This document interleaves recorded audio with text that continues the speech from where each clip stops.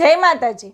કઈ રીતે ઓળખી શકાય ઘરમાં નકારાત્મક ઉર્જા કે નકારાત્મક શક્તિઓનો વાસ છે? તો ચાલો એ જાણીએ। એ પહેલા આ વિડીયોને લાઈક જરૂરથી કરી દેજો।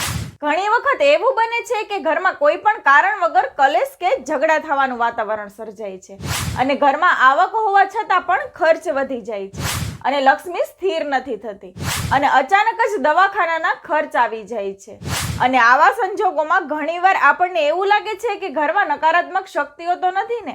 તો વાસ્તુશાસ્ત્ર અને જ્યોતિષ મુજબ ઘરની અંદર નકારાત્મક શક્તિઓનો પ્રભાવ હોય ત્યારે કેટલાક સ્પષ્ટ સંકેતો જોવા મળે છે। સૌથી પહેલા તો અચાનક કોઈ વસ્તુનું તૂટવું, કોઈ વસ્તુનું હાથમાંથી પડી જવું અથવા તો દીવો કે અગરબત્તીનું અચાનક ઓલવાઈ જવું, સતત દુર્ગંધ રહેવી, આ નકારાત્મક શક્તિઓની નિશાની કહેવાય।